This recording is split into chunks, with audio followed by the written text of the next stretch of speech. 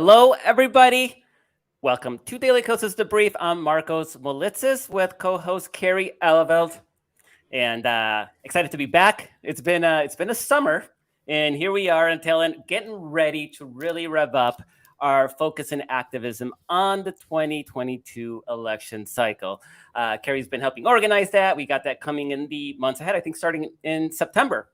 But the truth is that Marcos is doing most of the heavy lifting. So anyway, I just wanted to give you credit because you're doing a lot of the research for it. So anyway. So I had this idea for Daily Kos, and then all these people are working on it, and then I sort of get all the credit for it. And this project is your idea, so I'm going to give you all the credit. I'm going to return the favor. So ideas matter. Thank you. Ideas matter. Thank you. So today on the brief, we will be talking about the census. It is Census Week after all. So the U.S. Census Bureau released its data. It came late, but it's here. So we're going to be looking at what it means for the redistricting efforts and how it impacts the politics of 2022 and beyond. Our guest today will be Cristina Tzintzun Ramirez. She is the new executive director of the youth-focused Next Gen America. We talked to the outgoing director a couple months ago, Ben Wessel, and today we're talking to the incoming director. Ramirez ran for Senate in Texas last year, and while she came up short in the primary, her wealth of knowledge on Texas, in the Latino vote, and the shape of the incoming youth electorate should provide great context for the numbers reported by the census. So, a lot of information. And Carrie, I wasn't here last week. It was you and Kara, and you guys talked about redistricting, didn't you? We did. And, honestly, so talking about redistricting, talking about gerrymandering is honestly a depressing subject. But we managed to have two people who gave us, if you didn't see it last week, some good tips on ways you can get involved in starting your own statewide voting rights measure. Also, the idea that even if the voting rights measure doesn't pass at the federal level for several months, there's still a possibility that if it does pass, if we can finally get past the filibuster, past Manchin and Sinema, right, that there will be chances then to challenge really bad gerrymanders. So there was some hope in that, but then we got the census numbers, and they were actually more hopeful than just I'm not saying Democrats suddenly flip the script and it's great for us, but it's better than we thought it might be. Anyway, I wanted to ask you about that. Yeah, they were pretty darn good, Carrie. And there's a reality of gerrymandering is that most of the partisan redistricting is controlled by Republicans in states like Texas and Florida, where they can maximize that partisan advantage. That reality doesn't go away by the census numbers. What the census numbers did is made their job a lot more difficult. And it did so for two reasons. One, the rural areas in the country have basically emptied out. There is a dramatic loss of population in rural America. And that is sort of offset by dramatic gains in cities and suburbs and cities as well. New York City got 680,000 new residents. Now, how did they fit 680,000 people in what is not a very big geographic footprint? Having lived there, I'm like, really? You just added 700,000 more people? Really? Yes, anyway, yes. That is more people than the population of Wyoming or Vermont, for context. So, there's a whole nother discussion about the undemocratic nature of the Senate and how Wyoming has 2 senators, even though it has less people than just a population growth in one American city.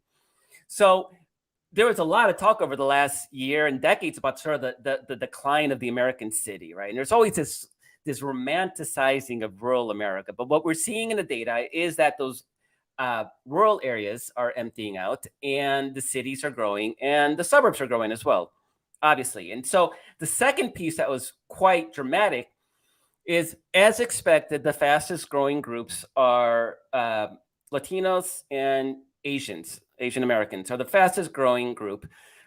No big surprise there.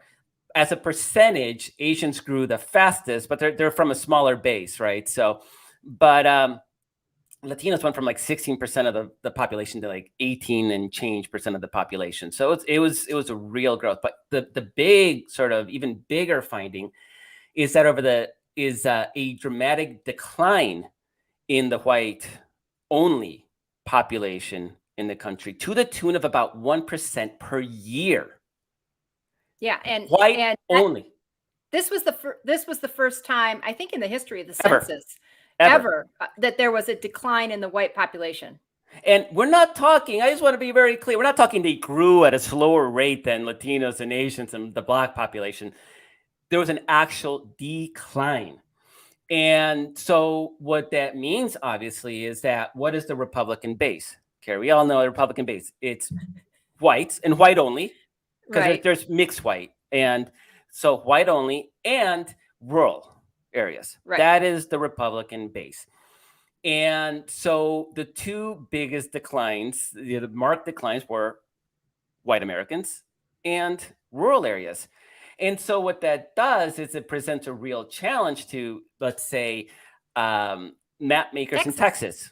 Yeah. Because all this wide open empty space where, just a few people live, but it's a lot of a lot of land. So a lot of people lived in that wide open swath of cow land.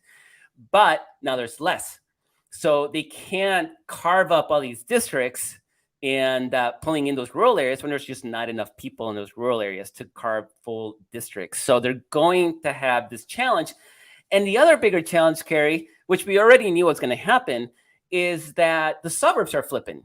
So the two major population zones and even landmass, the cities and the suburbs are trending Democratic. And there's two sets of numbers that they can look at. They can look at the 2020 results, which was influenced by the Trump turnout. But there's also the 2018 results where the Trump turnout, the Trump only vote did not materialize, and in the suburbs were even more Democratic. And they had this conundrum because do they assume they can get that 2020 turnout in those suburbs or not? I don't know. And I'm not, the 2020 turnout was, still, it was better. 2020 in the suburbs was better for Republicans than 2018 was, I think. But it still wasn't great for Republicans in terms of the history of the Republican Party and how well it usually does with the suburbs. So I can't remember the exact numbers, but I just know that Biden did far better with the suburbs than Hillary Clinton had done in 2016. And Trump not as well as he had done in 2016 and 2020.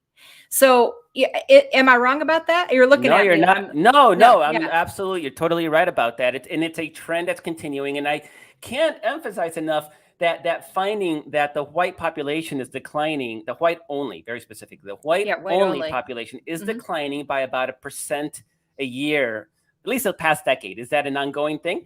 Probably, because the white population is older than the rest of the population. And it's not that one of the census data points was that kids that are under 18 Americans was already like 48% non-white. So that trend is accelerating. So as you hear Republicans, the white supremacists like Stephen Miller talk about white replacement strategy, right? That's the Nazi Republican way to talk about the fact that they're just not keeping up with It's real. They are being quote replaced. That's the ugly way to look at it. But the real way to look at it is America's evolving. It is changing, and there is one party that is evolving with it. And there's one party that's clinging to that 33%. It wouldn't be that scary for Republicans if they were willing to diversify the base of people that they're talking to.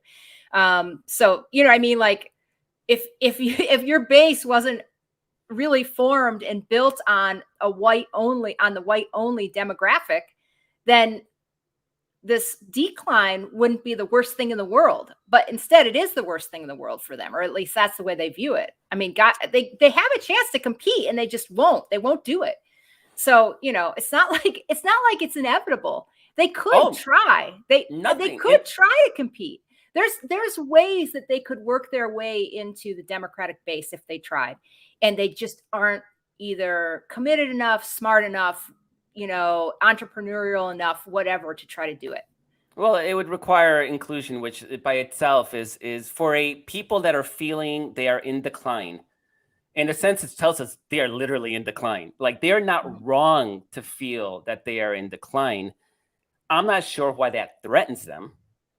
It's not like this is the Taliban, Afghanistan, and they're about to get ethnic cleansed out of the country, right? I mean, it just means you may have to live next to a Latino couple and a black family, and oh my God, the horror of that. But well, and that's that. Yeah, go ahead. Sorry. No, but it is that fear that Donald Trump and the modern Republican is tapping into, and they decided that's the path to remain relevant. Maybe a couple more cycles. I mean, I can't imagine that they look at the numbers and they don't go like, this strategy has an end date and it might have already passed. Yeah, well, they're hanging on, for dear life. I mean, look at Kevin McCarthy. But anyway, also the suburbs are diversifying, right? So, I mean, when you talk, like when you think about the outreach that Trump was doing to the suburbs, he was writing things, to what was it? Housewives of America or whatever, White Housewives of America. I can't remember what it was, but I was like, it was Housewives. Was it really white? Oh God, Housewives. Housewives. It was Housewives. It may as well have been White Housewives. I mean, so clearly behind the curve on how diverse the suburbs have gotten, and I think Dave Jarman did a wrap today on the Daily Kos site about the way the demographics affected this new census data is affecting redistricting and the population changes and stuff like that. And he said, and I think it was very, very apt, was if you think the suburbs were important in 2018 in those midterms, hold on to your pants, because it's going to be even more important in 2022. It's tough for Republicans to draw districts that don't draw heavily from from suburban voters. Yes. One of the most interesting, to that point of diversifying cities and suburbs, Atlanta, for the first time ever, is no longer, for the first time in a long time, maybe, I don't want to say ever because I may be wrong about that, but in a long time, it's no longer a majority Black. It was historically a majority Black. That means that white voters are coming in and Latinos. Doesn't mean that it's becoming more Republican, though, right? Because white voters that want to live in Atlanta are the kind of white voters that aren't afraid to live next door to a Black family, and they're very likely they're probably Democrats. But what's happening is a lot of those Black Americans that used to live in Atlanta have now moved to the suburbs, right? So it's a sort of influx where Atlanta is growing. And it's growing more liberal, even though it's less Black. But a lot of that Black residents have moved to the suburbs and have made the areas around that were historically incredibly Republican. These were very, very deeply red counties in the past. Now are majority and strongly Democratic. And so again, you're going to have map makers in Georgia because they have control of the redistricting process, and they're going to try to pack as many of those suburban and Atlanta voters into as few districts as possible. But the fact that those rural areas have shrunk in population all around it makes that more challenging. That's right. And even like New York, where Democrats have control, right? Right now, this is the other side of the equation, right? One side of the equation is Republicans are going to have a lot harder time drawing the maps they need to draw in order to squeeze out as many seats as they can. But Democrats have opportunities too, in particular in New York. Please go ahead. Yeah, in New York right now, the partisan breakdown in the House is 19 Republicans and 19 Democrats and 8 Republicans. It's plus 11 Democrats. Because those rural areas have emptied out, and because now Democrats have full control of the state legislature, which they didn't before because of Andrew Cuomo, who thankfully is now gone, and we don't need him enabling Republicans in the state legislature anymore.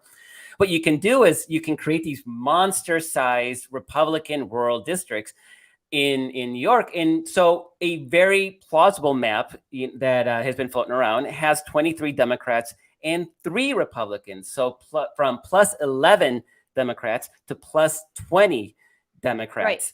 in that And they state. And they think they can, just to break that down even further. I mean, not much different, but just a different way of looking at the numbers. They think it's possible for them to purge as many as as many as 5 of the 8 GOP seats, congressional seats in New York, and then pick up as many as 4 seats for Democrats. So when you're, I mean, that's amazing. That's just kind of an amazing number.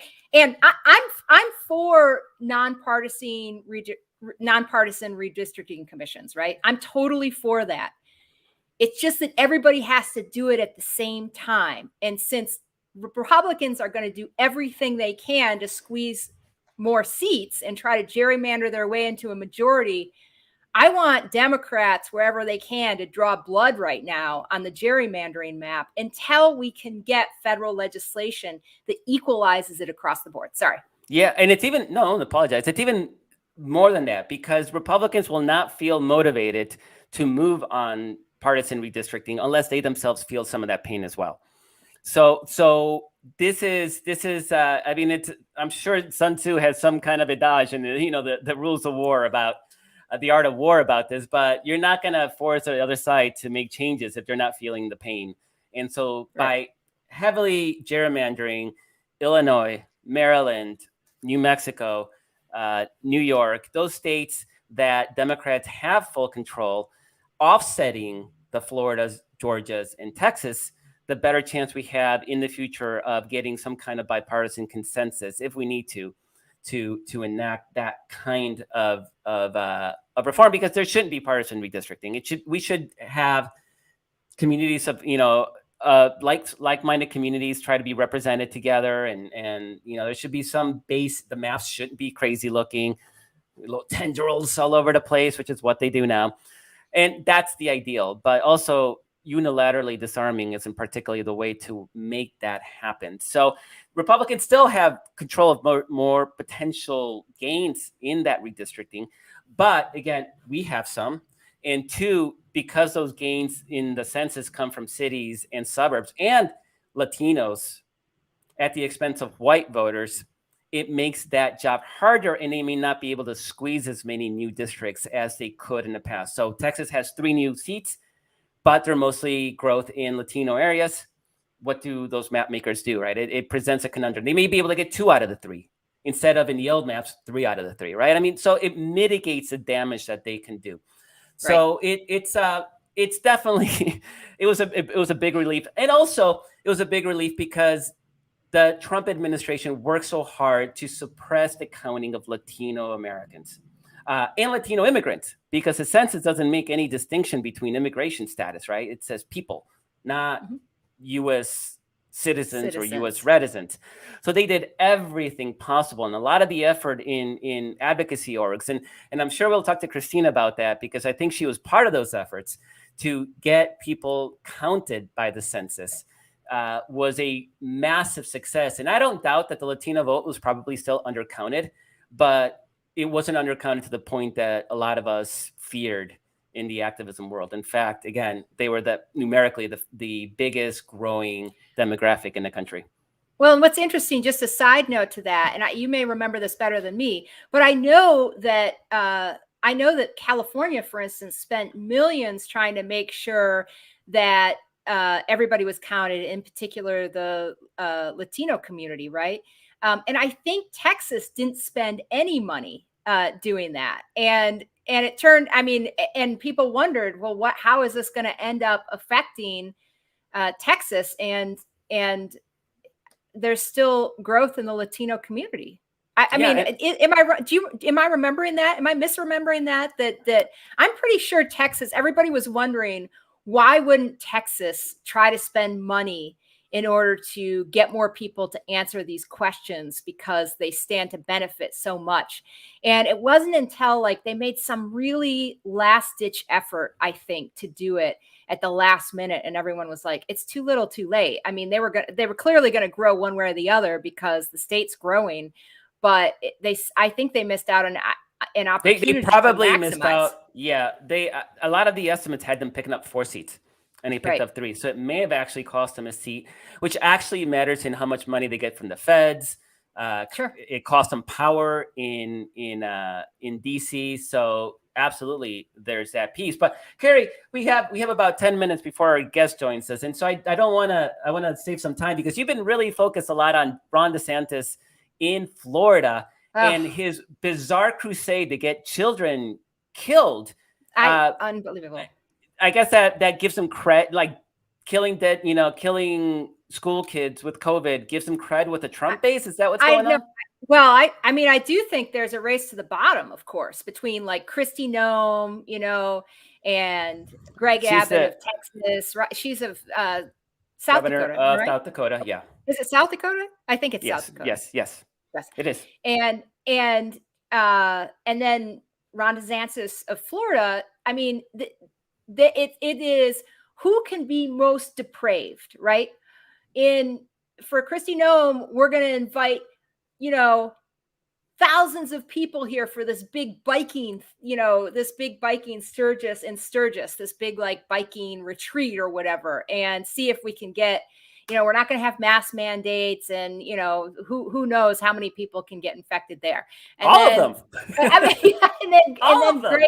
And then Greg Abbott doing his thing, and getting having basically every of the major metropolitan areas trying to implement universal in-school masking so that their kids are safe, which, by the way, and this is something in this poll today, only 51% of people correctly answered that in-school masking, universal masking, had been shown to reduce transmissions considerably. And so if you don't know that science exists, you should know that universal in-school masking really does work, and that voluntary masking provides almost zero protection, not zero, but not good protection for. Well, if you're not wearing, if somebody's not wearing a mask, they're not protected.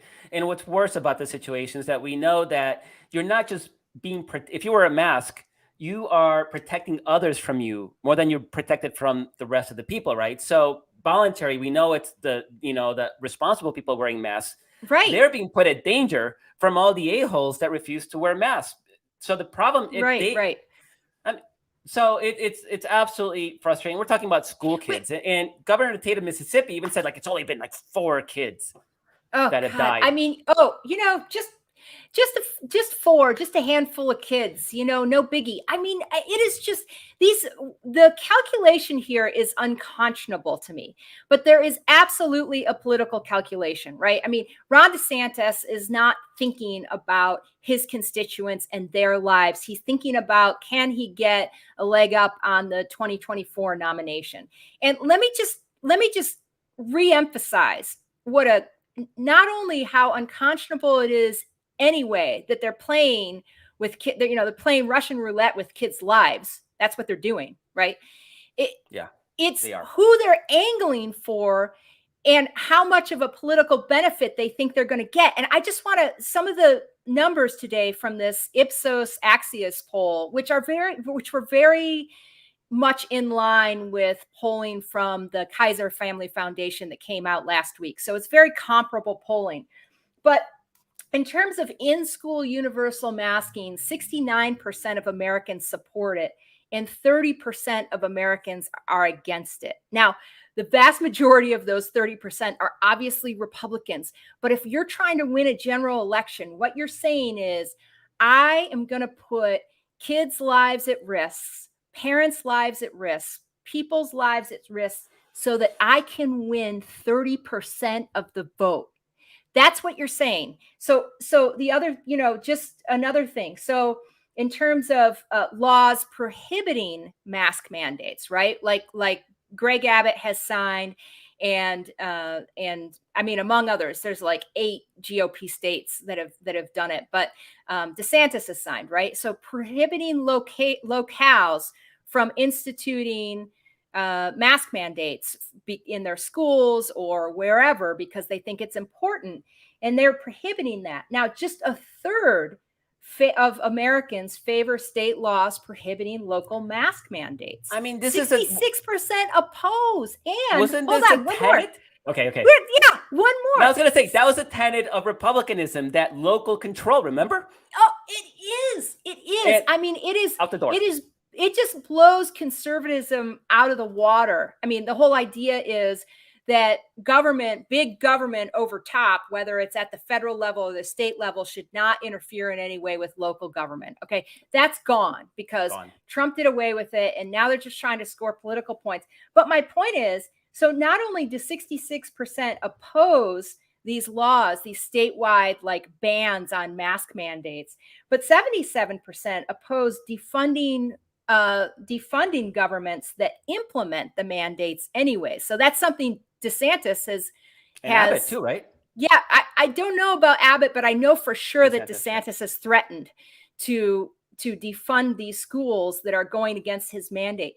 And I am just amazed that this is not a 50+1 strategy. 30% is the new 51+1 strategy in the GOP. They're angling for winning the 30% of people who believe this. Now, I understand that most of them, the vast majority, in fact, almost all of them are Republicans, but it is just unbelievable to me that the electoral strategy here is I'm going to appeal to 30% of people, and I'm going to put people's lives on the line to do it. That's why it's so important that they pair that effort with efforts to suppress the vote. Yes. I mean, they can do math. They know 33% ain't going to cut it. So they need that 33%, and they need Democrats at 31%. And that's why they are working so hard, even in places like Texas where they won, Florida where they won. In fact, in Florida, they're being so clumsy about it. We've talked about it before, that they even banned the automatic mailing of absentee ballots, even though that's a thing that has helped Republicans in the past. So they are dead set on suppressing as much as possible. They see that Democratic tide. I mean, they must be panicking after those census numbers, because I don't think anybody expected what we saw. I hope they're panicking. I mean, they deserve, frankly, a much greater hell than that. But yeah, panic. Panic away. I hope they're panicking. So what is the argument then that Ron DeSantis and Abbott are making? I assume Abbott's running for president too. I don't see why else they would be. Yeah. Is it I'm for freedom? Or is it yes. I make the libs mad by killing children? I mean, what exactly? Like that's the subtext. I think the main thing is I'm for individual freedom, individual liberties. They trump all. And even the protection of people's lives and kids at school and things like that. You know, I wrote a piece that was, why do Republicans want children to die? And someone said, I don't really think they want children to die. And I responded to them and said, forgive me for splitting hairs between we want children to die and it's so important for us to not have to mask up that we don't care if children die. Like those two things to me, why even draw the distinction? You're basically just saying, I'm perfectly happy with children dying. I mean, you know, it like, it was like splitting hairs to me. Sorry. And over a strip of cloth. I mean, you don't want to vaccinate. Yeah. You're going to be stupid about vaccination, whatever. Then max the frick up, because you're the one that's going around infecting everybody else. And that is what's so incredibly frustrating, is that the solution is so simple. It costs nothing to wear a mask. Okay, it costs what, $1, whatever, for the mask. It's ridiculous that they've made this into a culture war issue, particularly since we know that Donald Trump, he vaccinated the second he was able to vaccinate, right? Because we know he did, and his family did, and yet they're all incapable of just saying. And now at this point, we're talking about, if they're so fixated on white replacement theory, why are they so dead set on killing more of their own? Because at this point, this is what they're doing. I mean, honestly, I think about the numbers that they're going to, because all of those census numbers were done pre-Delta, right? And there's a piece of me that wonders if actually they're going to lose even more people than what they're counting on. It is. So, Carrie, Cristina is here. So let's bring her on the show and let's talk about Texas and the youth vote and the Latino vote. And Cristina Tzintzun Ramirez is the new executive director of Next Gen America. About a month ago, we talked to Ben, who was the outgoing director, and he was freaking awesome. Everybody loved him. And I'm so thrilled that, Cristina, that you are now he passed the baton on to you and you're now carrying the torch. So, welcome, Cristina. Welcome to the show. Thanks. Good to be here, Marcos and Carrie. Yeah, and I have big shoes, literally and figuratively, to fill with Ben. So you have one of the best sets I've seen so far on this show. So congratulations on your setup. It's actually it's quite beautifully lit and everything. So my bedroom / office. So. Yeah. It's awesome. Totally awesome. So Cristina, we like to ask our guests when we first bring them on, we like to ask the origin story because it always seems to surprise us in ways that we don't expect. So can you tell us what got you into politics, into sort of life of activism? What got you into activism? Yeah, so both of my parents are very progressive, but they're very different. So my dad, my mom's the oldest of 9 kids from a very poor farm working family in southern Mexico. And my dad is this white American hippie that was living in Mexico in the 70s. He had gone to UT Austin and met my mom there. And I say I grew up in the perfect trifecta, which is in between Ohio, Texas, and Mexico. And, as a kid, my mom is like an organic intellectual. She understood how the world worked by her own lived experience as a brown immigrant woman. And my dad was like, when I was in high school, gave me Malcolm X's autobiography to read. He made me read about Geronimo Pratt. He made me read like feminist works. Like, he encouraged me to skip school to go to protests. So my dad did. And so, and growing up most of my childhood in Ohio, I got to see that people were treated differently based on their skin color, because when we would go to school with my mom, who spoke English with an accent and had dark skin, versus when me and my siblings would go with my dad or into a doctor's office or a store, we just saw that there were different rules for different people based purely on race or immigration or perceived immigrant status. And so that as a child, you just inherently knew there was something wrong with that. And so I'm really grateful to my parents. They raised us all to be very proud of who we are, to stand up against injustice. And I got to have a mix of 2 very different backgrounds and 2 very different ways of seeing the world. And it's helped me do the work that I do. So now you ran for Senate last year. So you dipped your toes into electoral politics. Before that, you were organizing Latino immigrant communities and workers as well. So you've been doing this for a while. And now you're at Next Gen, so it's new phase in your life. So can you tell us a little bit about what your Next Gen America is going to look like? I know in the last few years, it was registering youth voters, engaging them around climate change, advocating for the forgiveness of student debt. What does your Next Gen look like? Yeah, I mean, I think one, I love the name Next Gen because I think it says so much about where we're headed. And with the census data that just came out, I think we live in a time where even though a 19-year-old and a 35-year-old are at really different stages of their life, that we've all inherited a climate catastrophe, runaway and grotesque income inequality, and a democracy that feels like it's on decline. And so I think for us at Next Gen, that ultimately the biggest challenges we face will be solved with the courage and imagination and power of young voters that want to change the status quo. At Next Gen, people knew us previously as an organization that was focused solely on climate. We still care very deeply about climate change. And we've done amazing work on college campuses, but 60% of Americans do not have a college degree. So when we talk about building a progressive political force that ultimately does represent a younger generation, Next Gen needs to evolve as an organization and meet working class folks, especially working class young people of color where they're at. And that's why we're excited to invest in new strategies in new states as well that help us figure that out. There is no organization larger in American history that has contacted and moved more young voters than Next Gen America. And so the next challenge for us is how do we be truly reflective of both the racial, ethnic, but also class differences that exist within the younger generation. And so that's what I'm here to help us do at NextGen, and really figure out how we are able to tackle these big problems that young people face and look at a political system that they don't feel like represents them, reflects them, or respects them at this point. Which states do you plan on investing in? So we have an 8-state strategy, both playing offense and defense.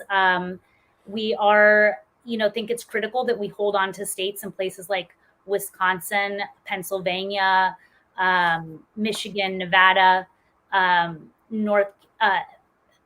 then Michigan, New Hampshire, Pennsylvania, Nevada, Wisconsin, and then we're glad to put Arizona in the defensive category. And then we're excited to be making investments into Texas and to North Carolina as well.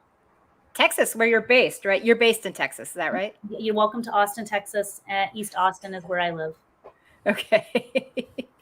All right. Let's have it. Marcos, how about some Texas questions? Oh, I mean, the big question is we've been sort of kind of obsessed with Texas because it's Georgia and Arizona have dramatically flipped, and Texas has been more methodical, right? From 15% Romney to 9% Trump the first time to 6% Trump the second time. So it's more of a gradual march. Did you see anything in the census that gives you any sense of whether those trends will continue? Is Texas on the cusp of becoming a battleground state, or is it destined to become like a North Carolina, Florida, which is just going to sit there tantalizingly out of reach, frustrating us every cycle? Because I think both options are possible. So how do you see it from your perch in East Austin? I mean, I think so. I've been doing progressive political work for the last 20 years in Texas. I spent 10 years organizing construction workers, which I think gave me a real understanding. Like I say that I learned how to build political power and have courage when the circumstances are very much against you from undocumented construction workers. They're the folks that taught me, even if you can't speak English, even if you can't vote, even if you are poor, you have tremendous power when you organize. And then I spent several years organizing young Latino voters. So the first thing is you have to understand the demographics of Texas. And I want to say that demographics are not destiny, that it takes organizing and investment. Demographics are just an ingredient for change. They're not the actual recipe of what makes change. So, and I think Republicans understand that better than Democrats. So in Texas, while people normally picture our state as white cowboys, what they actually should be envisioning when they think of Texas is a state that is majority brown, Black, and young. That is who Texas is. So we are majority people of color. And we are the third youngest state in the entire country. So only Nebraska and Utah is younger than us. 1 in 3 eligible voters in Texas is under the age of 30. Every year, 270,000 young people of color turn 18 in Texas. 200,000 of those are Latino, and the other portion make up African American and AAPI. So tremendous force and change. The question then becomes, if demographics aren't destiny, then how do you organize a state of 29 million, the largest battleground state in the country? And it has always come down to largely the youth vote, and that means young Latinos. And that's what I'm excited to be able to help do at NextGen, is to invest in the power of young voters of color. And I do think Texas will change. How fast it changes is underpinned on 2 things. One, how much do Republicans change the rules and move the goalpost as time goes on? And then 2, do progressives and Democrats actually believe in the power of a changing America that looks very different? And are they willing to fight Republicans and the key stronghold that they need to hold on to political power long term? Do you get the sense so far that Democrats understand both the opportunities and the perils posed by the new census data with the Latino community? And I know you recently met with President Biden, several weeks ago with a group of Latino leaders. So I'm interested in your take on how seriously Democrats are taking this, and are they taking it seriously enough, in your opinion? Yeah, I wasn't at that meeting, but I was here in Texas. Oh. But I was quoted in some pieces where they asked me about it. Sorry. No. I just wanted to clarify. I mean, I think the incredible thing about the Latino vote is it's complex, and it's not that complex. You know, people always ask us about the Latino vote in places like in Texas and the southern part of our state, which is very Latino. And you've had big shifts go towards the Republican Party. What you have to understand about the Latino population is that one, we are a largely new electorate in some ways, and at the same time that we are economic populists, that we are poor. So some of the poorest counties in the United States are along the southern border in Texas, where you had these big shifts. 60% of Latinos make under $15 an hour. In Texas, 1 in 3 of us don't have health care. So you also had Bernie Sanders during the Democratic primary win the Latino vote, and especially with young Latino voters, which is, the most common age for a white American in the United States is 58. For an African American, it's 27, and for a Latino, it's 11. And so our political power is really in this 18 to 29 demographic. And that population also turns out less, but it's a cyclical problem, because the number one reason why Latinos will say they don't vote is because no one came and talked to them. And in the Valley, who came and talked to them was the Republican Party and Trump supporters. And so it's our job and our failings if we're not reaching out and telling people what our prescription is to the real economic pain that is in our community, especially post-COVID. COVID really just devastated so much of the economy in our community. The last thing I'll say before talking about the next question is, like, in the 2016 election, I had so many Latino working class families that I worked with over years contact me and say, like, what's going to happen if Trump wins? Absolutely freaked out if Trump won. And in 2020, they weren't contacting me and asking me about whether Trump or Biden was going to win. They were just asking, like, when are we going to reopen the economy? Because my family, like, we can't survive anymore. So I'm glad you brought up the border counties, the Rio Grande Valley, because they are heavily Latino and they used to be heavily Democratic, and they saw a dramatic shift rightward. And actually, there's a lot of, the broad narrative is when Latinos in Texas engage, it's going to be a battleground. And suddenly it was like, wait, what's going on? Like, this is not what we expected, to the point where, like, as we saw gains in Texas suburbs, they were sort of being offset by these losses in those border counties. Now, you say they went, and the Trump supporters went and talked to them. I've heard theories that it was mostly extraction industry down there. So it was oil and gas, and a lot of them work in law enforcement, so ICE, Border Patrol. That these things all conspired to become receptive to Republican appeals. But I'm always curious when people say we didn't talk to them, Republicans did. What does that mean, Republicans talk to them? Like, what on the ground, what does that look like? And how did we fail to do something similar? Well, one, I think, the Valley, what you have to understand about the Latino vote in Texas and how it went in 2020 is that it's an urban versus rural divide, that 75% of the Latino population in the state lives in the major metros. And that you have more in the Valley trends that tend to go with more rural voters. It is a more like rural spread out community, but it's also very family community based. So you had people invest in and build some of those community models that they did pretty effectively, where people then went and organized their own family members and got them to vote for Republican, many of them for the first time. And it is true, like, if you look at Zapata County, which is the county that Republicans love pointing to, that had several thousand votes, but is 95% Latino, you had a 38% shift over to the Republican Party. 45% of the wages in that county come from oil and gas. And so people know, like, the polling's very clear, the data's very clear. The population overall knows that there is an economic transition happening and believe that climate change is real. I mean, we felt it with the freeze here in Texas that left half of our state without clean drinking water and millions without electricity. People know that, but we are not going and talking to folks early enough and with a deep enough just basic understanding of their own lived experience and what they're up against. I do feel like I believe, like, when you talk to people about those basic economic issues, that our side is so much clearly better than the other. But that message got lost. It was too complicated for people in 2020. And it was easier for them to just say, like, I'm living on the margins. This party's telling me they're going to open the economy right away so I can get back to work. And this other party, I'm not saying I agree, but this is how people understood it and heard it, is this other side is telling me we have to first do all of these other things. Which thing is going to kill me first? Is it COVID or not feeding my family? That's the thing you have to understand. Is like when you live on that edge of the margin, it really is just like, which thing will make me suffer first, not will it not make me suffer. The people don't have that option or luxury or choice, they feel. What would be your prescription for for things that would resonate with the community that you're talking about?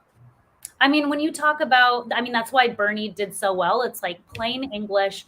Who's responsible for my economic pain? A billionaire class that has taken the economy for its own benefit, who has rigged the rules for themselves. Why is the minimum wage a piddly $7.25 an hour? We have come a long way as progressives. Remember 2016 when everyone thought 15 was just insane? Oh. Now it's like absurd for you not to say that 15 is what it should be. It used to be that Democrats a few years back would walk a careful line where they wouldn't be pro-labor, but they were still willing to open to business solutions instead of labor unions. That is gone from our party. I think when you speak about people's deep economic pain, and I think Democrats are willing to do that more, but they have to speak about who's responsible. People need a clear villain. That's why the right wins. They have a clear villain. The villain is immigrants. The villain is people of color. The villain is poor people. The villain is queer people. Our side has, until recently, had difficulty saying who is at fault for people's pain. And I think that has been missing from our side. You need to extract power from somewhere to be able to give it to folks that need it. And I think as the more we've been willing to say that, people get that. And if you also look at the Latino population is in Texas and across the country, we are a people that have been here before this country existed. And at the same time, many of us are newly arrived.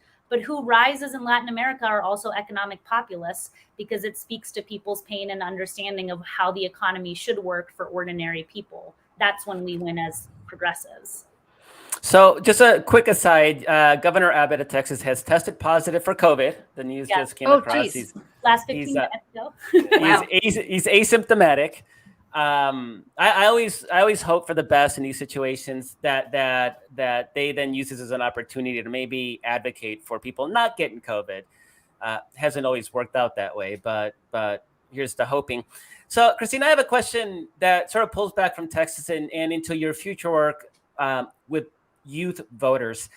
As you mentioned, they're a low-performing voting group. They're of all the ages, they're the least likely to turn out and vote. That's just across all groups, all ages. All groups, demographics, races. And so it's always been a really, really big challenge. And that's a challenge that NextGen has taken it upon itself to redress. And we believe it's so negative, but they were great in 2020. And I was going to say, but in 2020, we saw a dramatic increase in that vote. Cristina, do you get a sense, is that vote going to remain engaged as we go into 2022? Because it's going to be absolutely critical if we need to hold the House, particularly given the redistricting challenges that we have up ahead of us. Not to mention that the Senate battleground is exactly the presidential battleground, right? It's Wisconsin and Pennsylvania and Florida and Georgia and Arizona. It's a scary Senate battleground. So we need all those votes and more.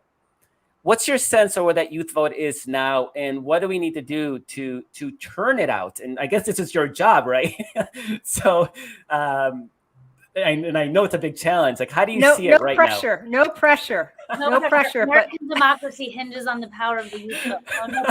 Right. The power of the youth vote, and that is in your hands. But no pressure. Just tell us how you're going to deliver democracy for the next 100 years. I mean, it does feel like sometimes that young people, especially young people of color, are trying to save democracy, with the power of their vote. I think so much of the attacks on voter suppression, if you look at Georgia, Arizona, and Texas, is also about the racial generation gap of an older population that looks very different, much whiter, older than the younger population.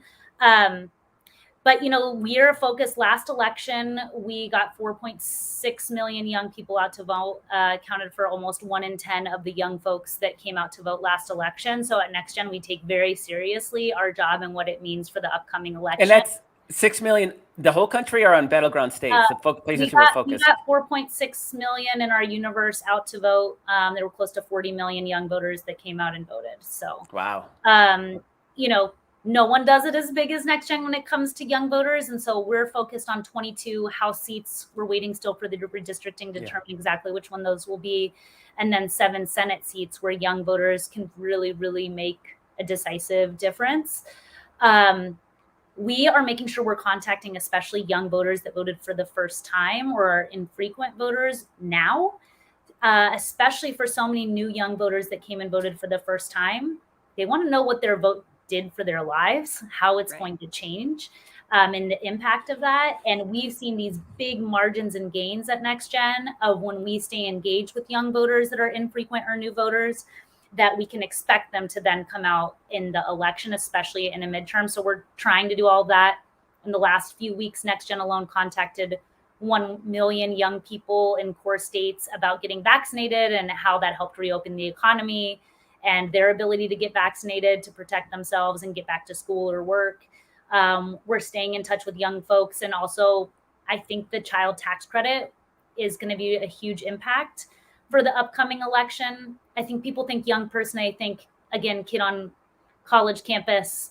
Yeah, you just blew my mind right here. So, because, Yeah. No, sorry, go on. Yeah, just like that 60% of Americans over the age of 25 don't have a college degree. Like, if we are only thinking about young people on college campuses, then we're actually missing the majority. And that is how people then end up interpreting us as elites, is how are we engaging and moving at a level and meeting people actually where the population is.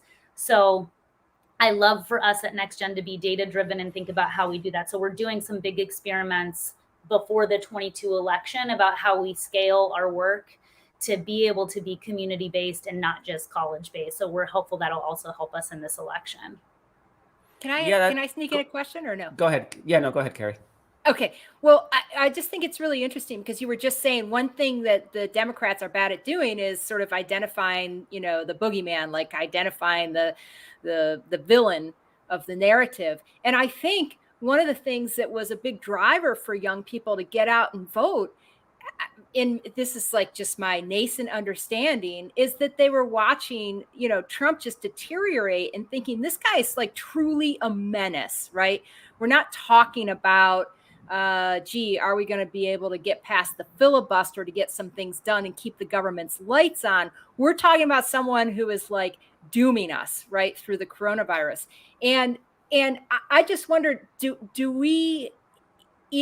is positive reinforcement going to be enough?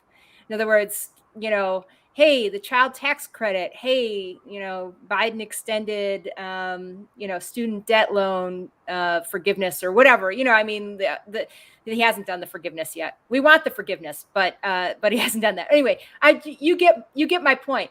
This is a long meandering question and I want you to make something decent of it.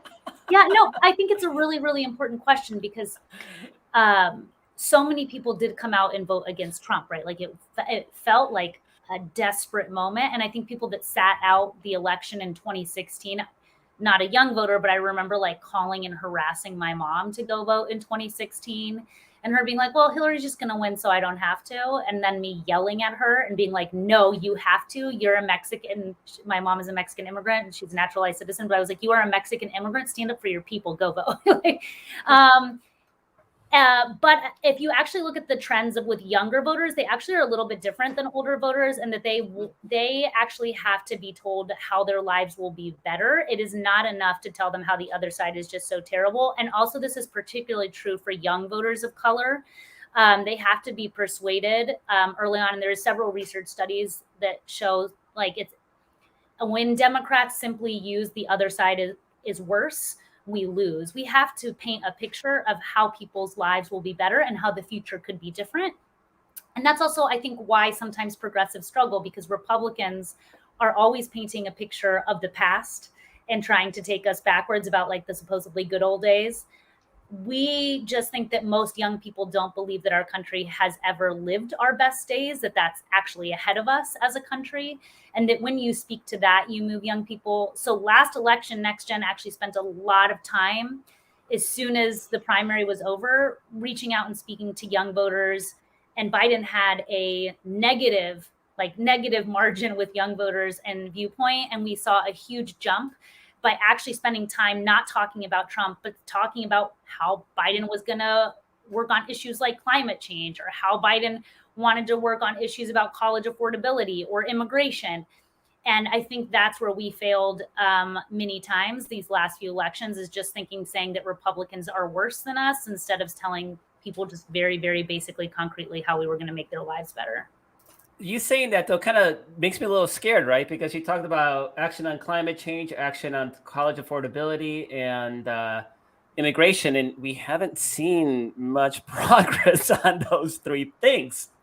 So is that a danger into 2022? I mean, I ultimately, as like a progressive, I don't want just Democrats to win. And I think this is where most young people are. They want real structural change in their lives. And so that has to be delivered on key issues. That's why I have hope about the child income tax credit, because that's groceries for people. That's people's utilities bill. That's people's rent. That's real change for millions and millions of working class families. The smartest thing that the Biden administration could do is cancel a huge portion of student debt, if not all of it right now. I mean, I just don't get it. I think that the infrastructure bill is really exciting, and to see the portions that have been put back in there to look at real long-term economic change and tackling climate change at the same time. And so the question is, like, do we have enough force to get them over the finish line? I feel like from progressives, I think sometimes I also want to remind us how far we have come. Yeah, of course. Because I remember a few years ago, before Trump, when Democrats' positions on immigration weren't necessarily always clear. We, a few years ago, were willing to support an immigration plan that also included $40 billion for border wall enforcement and militarization in our communities. That's not something we're talking about anymore as a Democratic Party. As a Democratic Party before, we supported, locking up and tough on crime bills that locked up an entire generation of young people of color in this country. And we're not in that place anymore. So we have come a long way. I think when it comes to big economic structural change, our party is generally speaking the right way now. And now we need to see the policies move in the right way. So, Carrie, we have time for one more question. Do you have one teed up? One final. I mean, my only question is do you think there's any chance, and what needs to be done to push Biden to cancel a sizable amount of student debt? Do you get a sense? I mean, I wasn't in that last meeting, and he hasn't called me since then, so I don't know. But I mean, I think that a lot of folks are pushing.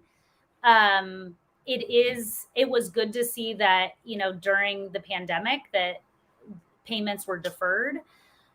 It is, like, in my mind, one of the smartest economic things that we could do as a country, that by investing in your people, it's your greatest asset. I think there's a lot of understanding of that. The question is, do we understand actually, and are we willing to move forward to address the student debt crisis? Before the pandemic, 1 in 5 student debt borrowers were already in default. And I think that we're going to see those numbers climb back up once payments are restarted. So, Cristina, one last chance to pitch Next Gen America. What can people do to join your organization? Yeah, go to nextgenamerica.org. We have one of the country's largest distributed organizing teams, 25,000 folks strong, that are texting, contacting, reaching out. It's an incredible online community, so people can be a part of it anywhere. And they can also follow us on social media to come be part of the largest youth power political movement in the country. So thank you so much, Cristina Tzintzun Ramirez, executive editor of Next Gen America, and all around kick-ass activist and human being. So thrilled you're at Next Gen. So excited to be working with you guys in the years ahead to try to get youth voters engaged. Thank you so much for joining us. Thanks, y'all. Take care. So, Carrie, we are out of time. So much there to chew on. I didn't even think of the child tax credit as being youth oriented, but it really, kind of, she's right that sometimes we get trapped in these sort of elite bubbles, right? Where like we're used to Right. being around educated people, we're used to being coastal. Um, there's a lot of young people with kids. There's a lot of And young people with kids. I mean, just my cohort of people is older people with kids, right? But like it makes you, it skews your perception. it does. And It skews. There's a lot of people who have kids in their 20s. You know what I mean? Like in their teens. that, and that in their teens. That used to be the norm. Was often 20s and sometimes even teens. So I'm really thrilled that we have somebody that has that sort of record organizing rural and immigrant communities where you're seeing something different than we may not see in our day-to-day lives. And that's a sort of perspective that I hope more democratic organizations, liberal organizations sort of adopt. And that's one of the values of diversifying your organizations, that you get those perspectives that aren't, I mean, they're obvious in hindsight, but they're not obvious until somebody points those out. So pretty exciting. But it is that youth vote. It's going to be a big, big challenge. And just just a reminder that those child tax credits, they are coming, but they're not forever. And so if Democrats can manage to put that into their bill and cement them for the long term, that would be an amazing, talking point, an amazing thing to policy to roll out to people. Yeah, so much work ahead of us. So that's our show. Everybody, thank you so much for joining us. Thanks to Cristina Tzintzun Ramirez for being our guest. Thank you, Carrie, for being my co-host. Thanks to Walter Einenkill for producing, and the rest of the Daily Kos team, Kara Zelaya, Carolyn Fiddler for helping do the social media and all those other things that make this show run. Thanks to you for listening. You can follow us at Daily Kos on Twitter. You can follow us on Facebook, and you can like, subscribe to the podcast, to the YouTube channel. Just be engaged, talk to us, let us know you exist, and be part of this Daily Kos community. So thank you so much again. See you all next week.